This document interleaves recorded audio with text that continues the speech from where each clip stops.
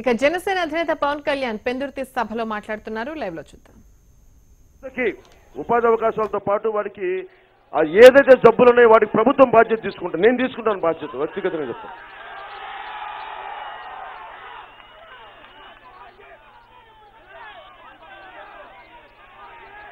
అలాగే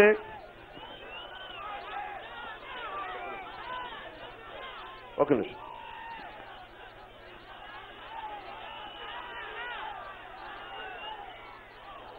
అలాగే నేను కోరుకుంటుంది 2019 చాలా కీలకమైన ఎన్నికలు. నేను మీకేం మాట ఇస్తున్నానంటే, నాకు వేరే పని లేదు. నేను నిజంగా అలసిపోయాను జీవితంలో. దేనికి అలసిపోయానంటే, సినిమాల్లో డైలాగులు మాట్లాడడం చాలా తేలిక, ఎనీ సెంటర్కి రాని మీకు తొడలు కొట్టడం చాలా తేలిక.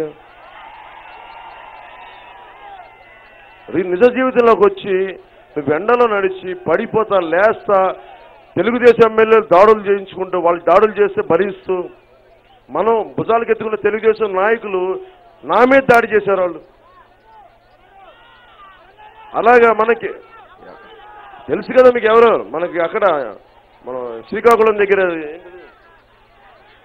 పలాస దగ్గర నుంచి దెందులూరు దాకా నేను ఎక్కడికి వెళ్తే నా మీద దాడులు చేయిస్తారు వీళ్ళు. మన వాళ్ళని కొడతారు, కేసులు పెడతారు, బైండ్ ఓవర్ కేసులు పెట్టిస్తారు.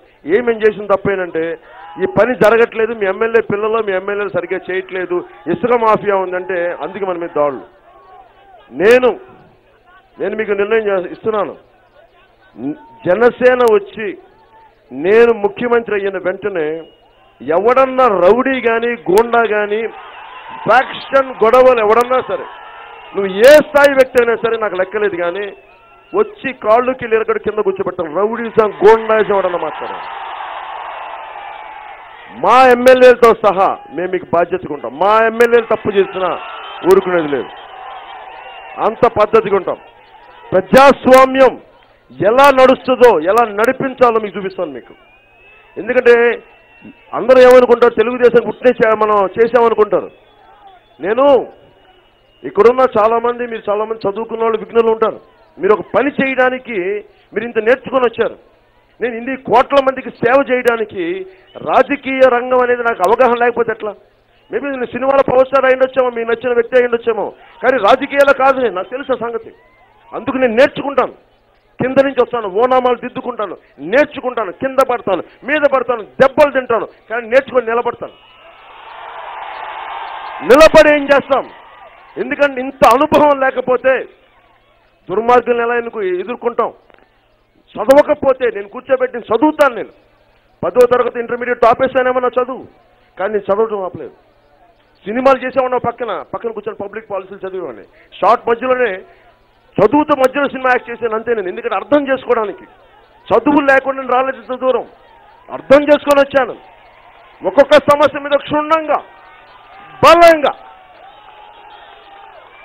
జ్ఞానం, తెగింపు, ధైర్యం అన్ని ఒక చోట ఉంటేనే తప్ప మన సమాజంలో మార్పు రాదు. అవగాహన చేసుకొని వచ్చాను. ఎందుకని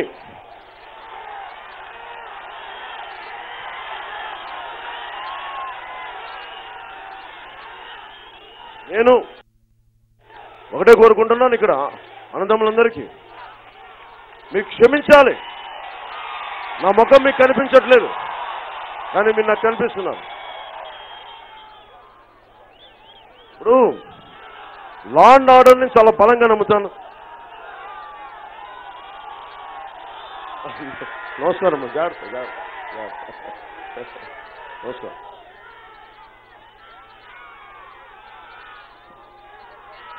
విగ్గా మీకు కొన్ని చదివి వినిపిస్తాను. అన్నిటికంటే మార్పు కోసం వచ్చినవాడిని. పెందుర్తి